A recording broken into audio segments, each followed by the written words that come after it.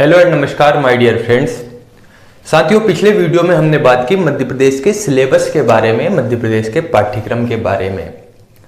तो हमने सिलेबस के बारे में देख लिया है कि किस प्रकार से हम हमारे जो टॉपिक है एमपीजीके के उनको कवर करेंगे। पहला जो हमारा वीडियो रहेगा जिसमें हमने बात की थी मध्य प्रदेश के सामान्य परिचय के बारे में कि जानेंगे मध्य प्रदेश के सामान्य परिचय को। ठीक है, तो ये हमारा पहला वीडियो है और जो लोग पहली बार एमपीजीके को पढ़ रहे हैं यहीं से आप शुरू करना और लास्ट तक पूरे वीडियो कंप्लीट करना, तो आपका जो एमपीजीके है वह कंप्लीट हो जाएगा। आपको एक नोटबुक रखना है, साथ में एक पेन रखना है, जो भी महत्वपूर्ण चीजें लगे वो उसको आप नोट डाउन करते चले। दूसरी महत्वपूर्ण बात ये आपको ध्यान रखना है कि ये हमारा प्यारा मध्य प्रदेश कुछ इस प्रकार से मध्य प्रदेश की आकृति है।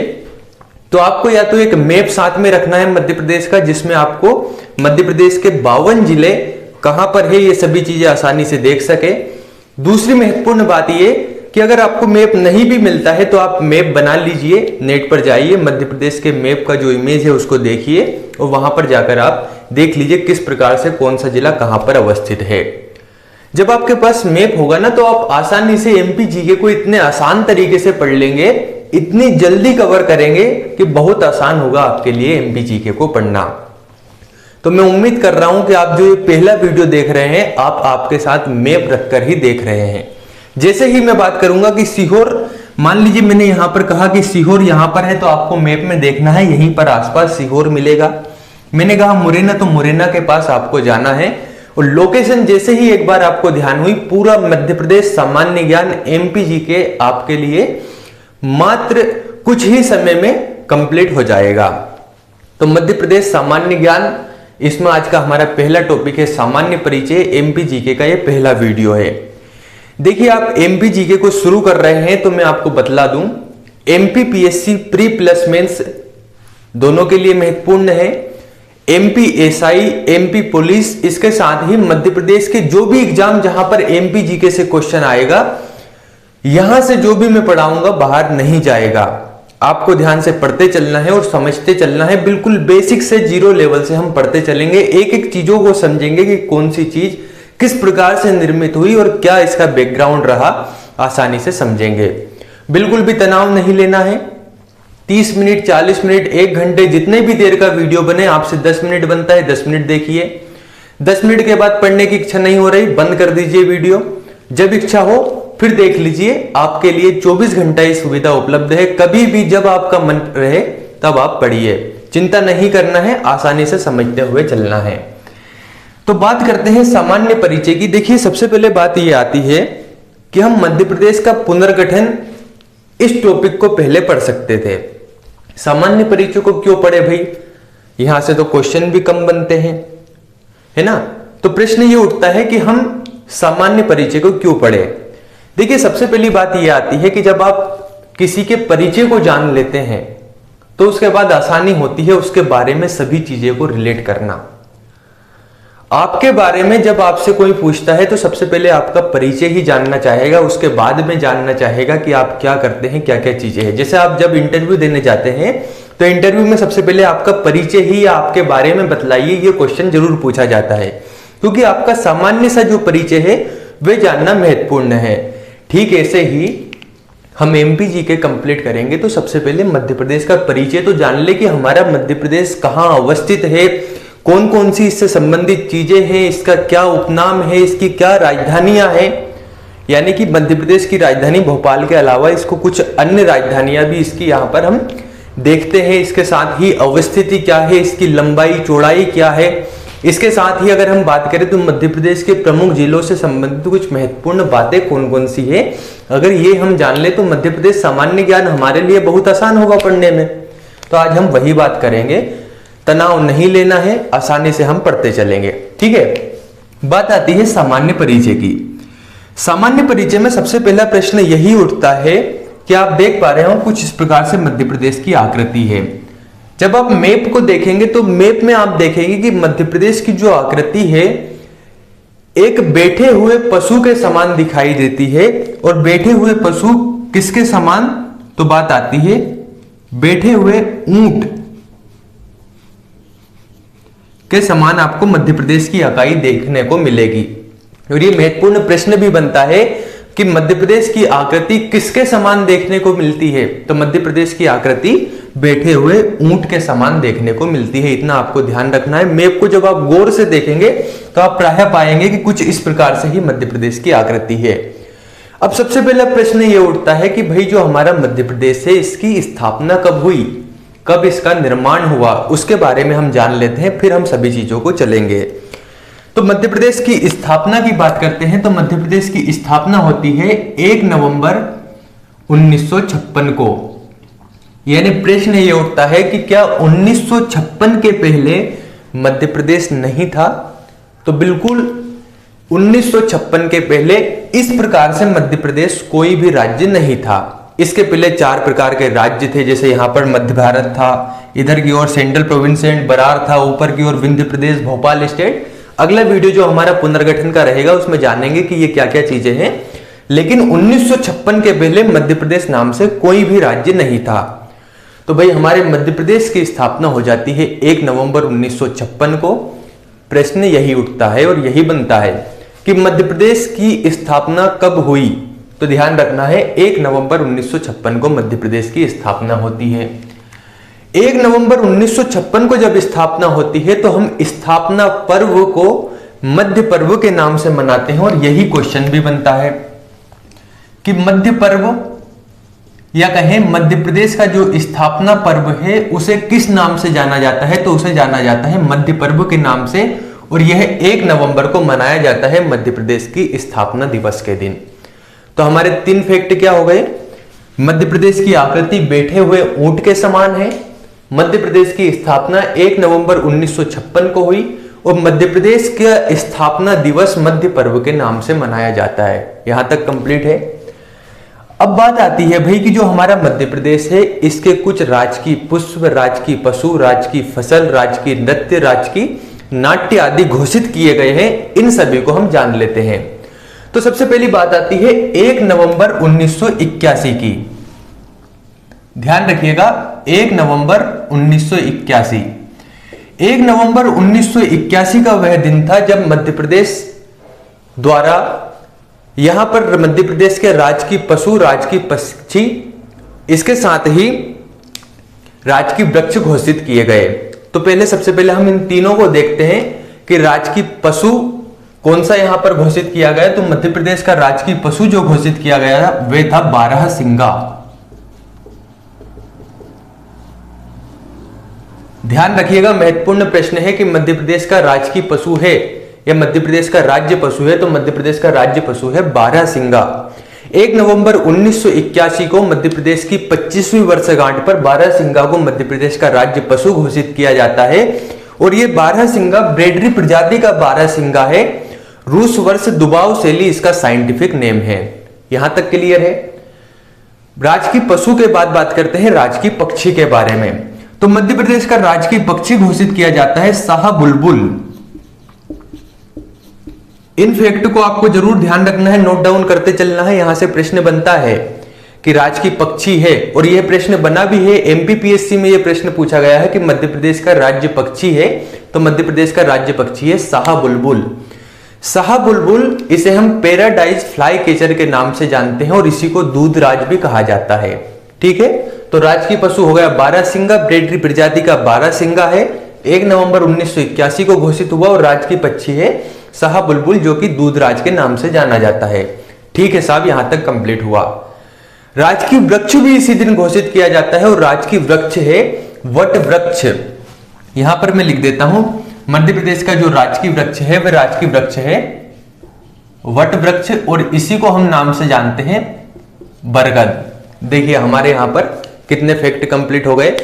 1 नवंबर 1981 को राजकीय पशु, राजकीय पक्षी और राजकीय वृक्ष घोषित किए जाते हैं। राजकीय पशु बारहसिंगा घोषित किया जाता है, राजकीय पक्षी शाह बुलबुल यानी दूधराज घोषित किया जाता है, और राजकीय वृक्ष वट वृक्ष या बरगद घोषित किया जाता है। प्रश्न सिंपल सा बनता है कि मध्य प्रदेश का राजकीय वृक्ष है, ध्यान रखना है, बरगद या वट वृक्ष है। इस बात को जरूर ध्यान रखना है कि वट वृक्ष या बरगद है, पीपल नहीं है। अगर ऑप्शन में पीपल आता है तो आपको यह ध्यान रखना है कि पीपल नहीं है, वट वृक्ष या बरगद है।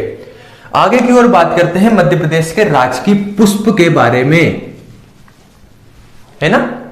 उसके बाद राजकीय नृत्य के बारे में, इसके बाद बात करते हैं मध्य प्रदेश के राजकीय नाट्य के बारे में, और राजकीय नाट्य के बाद मध्य प्रदेश का राजकीय खेल और राजकीय मछली के बारे में। ठीक है, इन सभी चीजों के बारे में हम देखते हैं। तो सबसे पहले बात करते हैं मध्य प्रदेश की राजकीय मछली के बारे में। मध्य प्रदेश की जो राजकीय मछली है वह है महासीर प्रजाति की, ध्यान रखिएगा, मध्य प्रदेश की राजकीय मछली है महासीर। 2011 में इसे संरक्षण प्रदान किया गया और तभी से इसे मध्य प्रदेश की राजकीय मछली घोषित किया गया। तो आपको ध्यान रखना है, मध्य प्रदेश की राजकीय मछली है महासीर प्रजाति, 2011 में इसे घोषित किया गया। इसके बाद बात करते हैं मध्य प्रदेश के राजकीय खेल के बारे में। मध्य प्रदेश का राजकीय खेल है मलखंब। महत्वपूर्ण क्वेश्चन है, बनता है कि मध्य प्रदेश का राजकीय खेल क्या है, तो मध्य प्रदेश का राजकीय खेल है मलखंब। 9 अप्रैल 2013 को मलखंब मध्य प्रदेश का राजकीय खेल घोषित किया जाता है और उज्जैन में यहां पर मलखंब अकादमी भी स्थापित की जाती है। तो मध्य प्रदेश की राजकीय मछली महासीर प्रजाति, 2011 में इसे घोषित किया। मध्य प्रदेश का राजकीय खेल मलखंब, 9 अप्रैल 2013 को इसे घोषित किया गया। आगे की ओर बात करते हैं मध्य प्रदेश का राजकीय नाट्य। ध्यान रखना, नाट्य अलग होता है और नृत्य अलग होता है। तो यहां पर मध्य प्रदेश का राजकीय नाट्य है माचा। कहीं कहीं आपको इसी का नाम मिलेगा माच। तो यहां पर कंफ्यूज नहीं होना है कि मध्य प्रदेश का राजकीय नाट्य अलग नहीं है, मध्य प्रदेश का राजकीय नाट्य है माचा या माच। आगे की ओर जब हम बात करते हैं मध्य प्रदेश के राजकीय नृत्य के बारे में, तो मध्य प्रदेश का राजकीय नृत्य है राई, है ना। राई बुंदेलखंड का लोक नृत्य भी है। तो यहां से आपके 2 प्रश्न बन गए कि मध्य प्रदेश का राजकीय नृत्य क्या है, तो मध्य प्रदेश का राजकीय नृत्य है राई।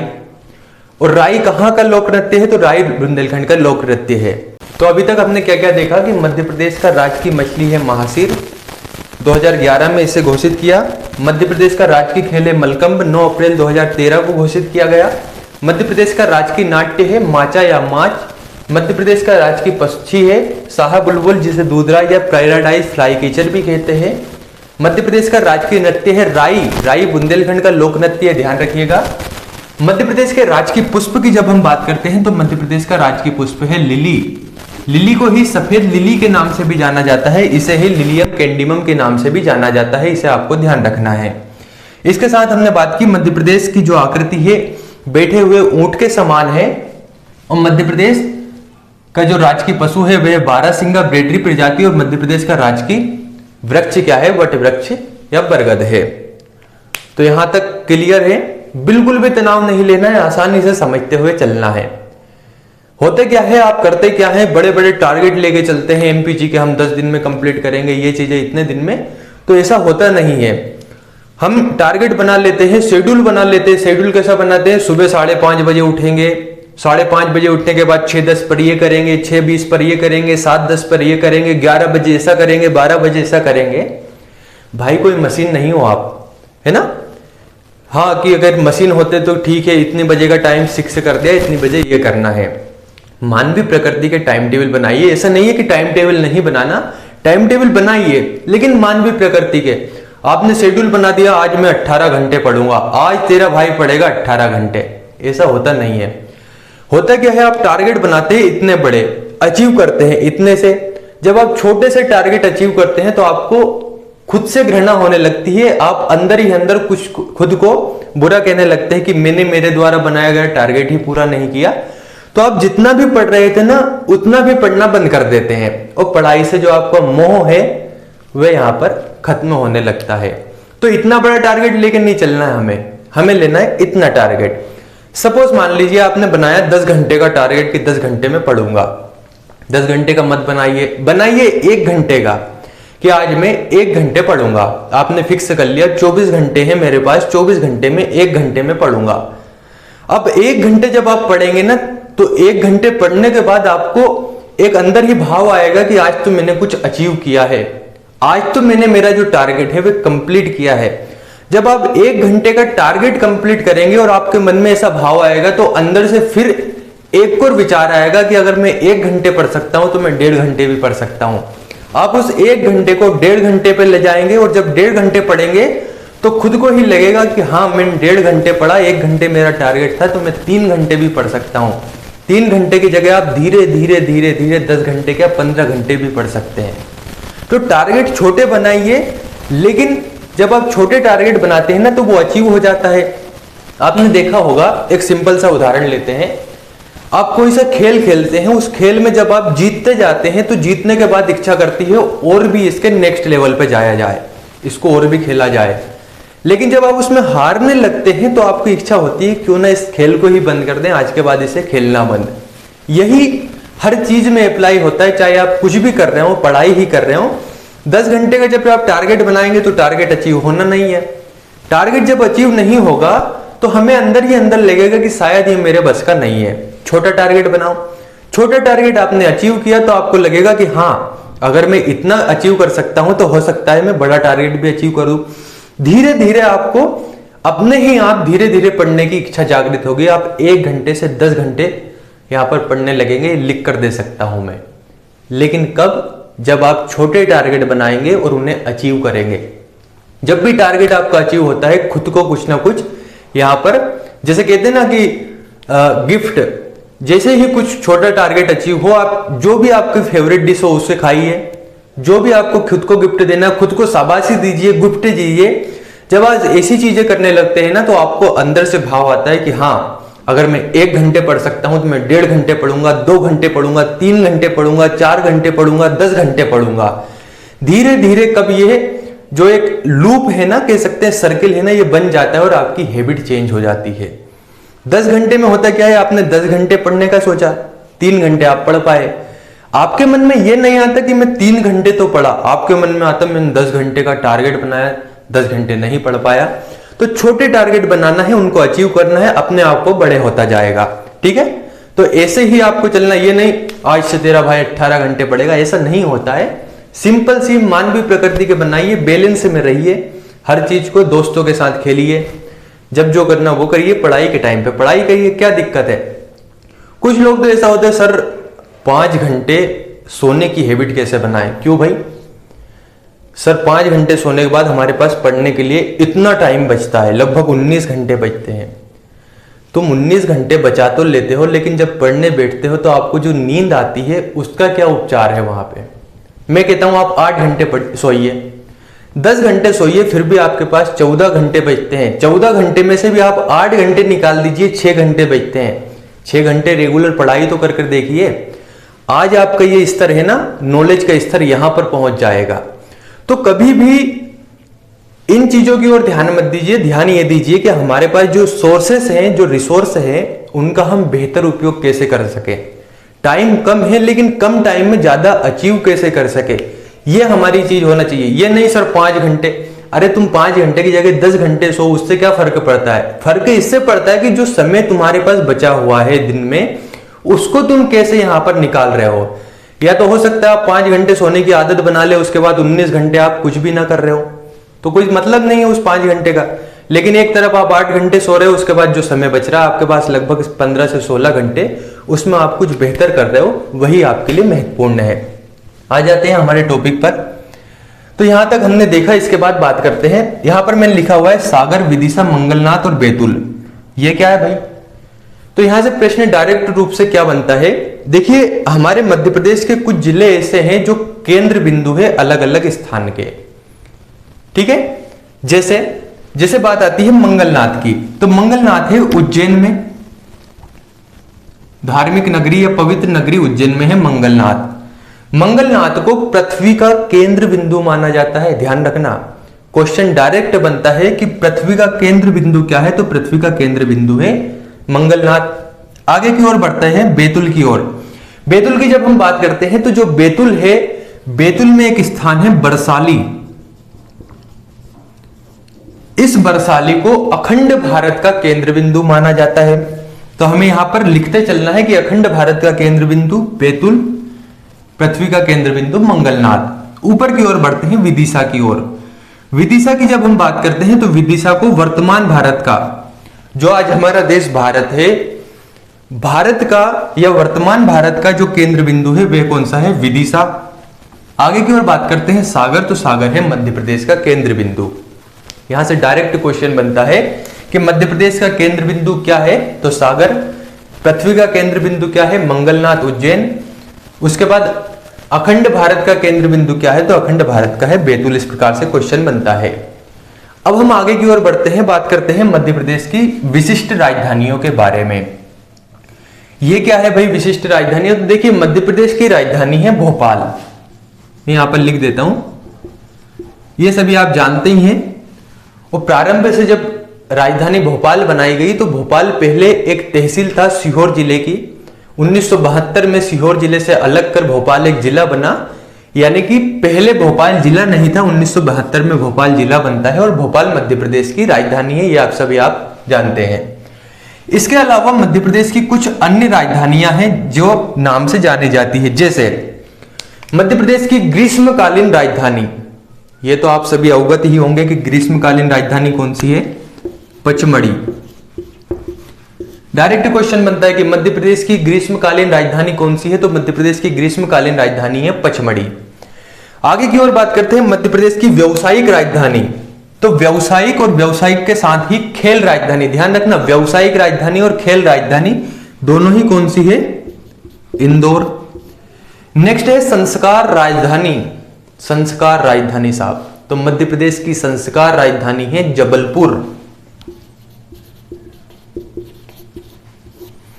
आगे की ओर बात करते हैं मध्य प्रदेश की संगीत राजधानी। तो संगीत राजधानी है मैहर। यहां तक क्लियर है? तो आपको ध्यान रखना है, ये सभी लिखते चलना है कि मध्य प्रदेश की राजधानी भोपाल। भोपाल 1972 में सीहोर से अलग होकर जिला बनता है। ग्रीष्मकालीन राजधानी है पचमढ़ी। मध्य प्रदेश की व्यावसायिक राजधानी है इंदौर। खेल राजधानी है इंदौर। संस्कार राजधानी है जबलपुर। संगीत राजधानी है मैहर। और भी कुछ है जैसे कोयला राजधानी। इसके साथ ही बात करें अगर हम तो मैग्नीज राजधानी। इन सभी राजधानियों के अलग अलग, जैसे कोयला राजधानी की बात करें तो कोयला राजधानी है आपकी सिंगरौली। ठीक है, यहां तक ध्यान रखना है। अब नाम आती है या करें अब बात करते हैं उपनाम के बारे में कि मध्य प्रदेश को मध्य प्रदेश के अलावा कुछ अन्य नामों से भी जाना जाता है। कैसे?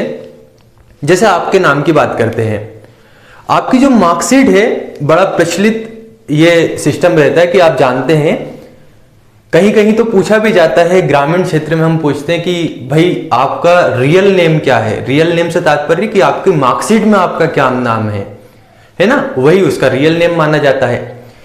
तो अगर हम बात करें तो मध्य प्रदेश का प्रमुख नाम तो हो गया मध्य प्रदेश। अब जैसे आपको आपके घर में, आपके मोहल्ले में, आपके पड़ोस में, आपके परिवार में, रिश्तेदारों में अलग अलग नाम से जाना जाता होगा। हो सकता है आप कुछ गोलू टाइप हो तो आपको गोलू कहने लगते हैं। मतलब आपकी प्रकृति पर निर्भर करता है, आपकी पर्सनालिटी पर निर्भर करता है कि आपको अलग अलग नामों से जाना जाता है। तो ऐसे ही मध्य प्रदेश को कुछ अलग नामों से जाना जाता है। जैसे सबसे पहला नाम है नदियों का मायका। नदियों का मायका। अब देखिए नाम दिया है तो कुछ तो कारण होगा। तो जब हम हमारे मध्य प्रदेश की बात करते हैं तो पूरे भारत में जितने भी राज्य हैं उन सभी राज्यों में सर्वाधिक जो नदियां प्रवाहित होती है वे प्रवाहित होती है हमारे मध्य प्रदेश में। लगभग 10 बड़ी और 100 छोटी नदियां मध्य प्रदेश में प्रवाहित होती है, इसीलिए मध्य प्रदेश को नदियों का मायका कहा जाता है। आगे की ओर बात करते हैं सोया प्रदेश। सोया प्रदेश, सोया हुआ का मतलब ये नहीं सोया सोना, स्लीप वाला सोना नहीं। स्टूडेंट है, हमें तो हमेशा सोने में ही इंटरेस्ट रहता है। सोया प्रदेश का अर्थ है मध्य प्रदेश में भारत के सभी राज्यों की अपेक्षा सर्वाधिक सोयाबीन, जो कि एक फसल है और सोयाबीन मध्य प्रदेश की राज्य की फसल भी घोषित हुई है, तो सोयाबीन का उत्पादन सर्वाधिक होता है, इसलिए इसे सोया प्रदेश कहा जाता है। क्लियर है? नेक्स्ट है लघु भारत। लघु भारत क्यों?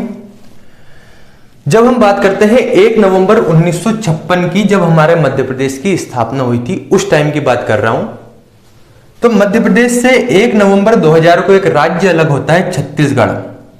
कुछ इस प्रकार से वह मध्य प्रदेश का हिस्सा था, है ना। तो जब हम इस संपूर्ण हिस्से की बात करते हैं तो इस समय भारत के सभी राज्यों में सबसे बड़ा राज्य था हमारा मध्य प्रदेश। सर्वाधिक बड़ा राज्य होने के कारण मध्य प्रदेश को लघु भारत के नाम से भी जाना जाता है। तो मध्य प्रदेश का एक उपनाम क्या हो गया? लघु भारत। आगे की ओर बात करते हैं, डायमंड स्टेट, वह साहब डायमंड, हीरे। मध्य प्रदेश का एक जिला है पन्ना, यहां पर है पन्ना।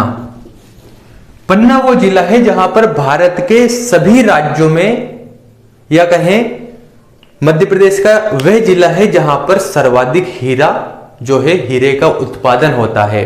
यानी भारत में सर्वाधिक हीरे का उत्पादन कहां पर होता है? पन्ना में। इसी कारण मध्य प्रदेश को डायमंड स्टेट के नाम से भी जाना जाता है। और भी कुछ अन्य नाम है जैसे कि टाइगर स्टेट, क्योंकि सर्वाधिक बाघ मध्य प्रदेश में आपको मिलेंगे, इसलिए इसको टाइगर स्टेट के नाम से भी जाना जाता है। डायरेक्ट प्रश्न क्या बनता है कि मध्य प्रदेश का निम्न में से उपनाम नहीं है। ऑप्शन ए सोया प्रदेश, option B diamond state, option C हृदय प्रदेश। हृदय प्रदेश भी मध्य प्रदेश का ही नाम है, पंडित जवाहरलाल नेहरू द्वारा हृदय प्रदेश मध्य प्रदेश को नाम दिया गया, तो हृदय प्रदेश भी है। ऑप्शन डी मक्का प्रदेश। तो यहां पर सही आंसर क्या होगा? मक्का प्रदेश। यानी कि मक्का प्रदेश मध्य प्रदेश का उपनाम नहीं है। यहां तक क्लियर है? अब देखिए, शायद यहां पर आपको दिख नहीं पा रहा होगा, लेकिन यहां पर मैंने लिखा है एन, यानी कि नॉर्थ, इधर की ओर है ईस्ट, नीचे की ओर साउथ, इधर की ओर वेस्ट। इसको हम अगले वीडियो में कंप्लीट कर लेंगे। आज के लिए इतना ही काफी है। आराम से रहिए, पढ़ाई करते रहिए, जितनी होती है उतनी करिए, तनाव नहीं लेना है। 10 मिनट देखिए वीडियो, फिर रोक दीजिए आसानी से, फिर थोड़ा देखिए, फिर रोक दीजिए। जब भी आपका मन करे तब पढ़ाई कीजिए, लेकिन पढ़ाई करते रहिए। धन्यवाद।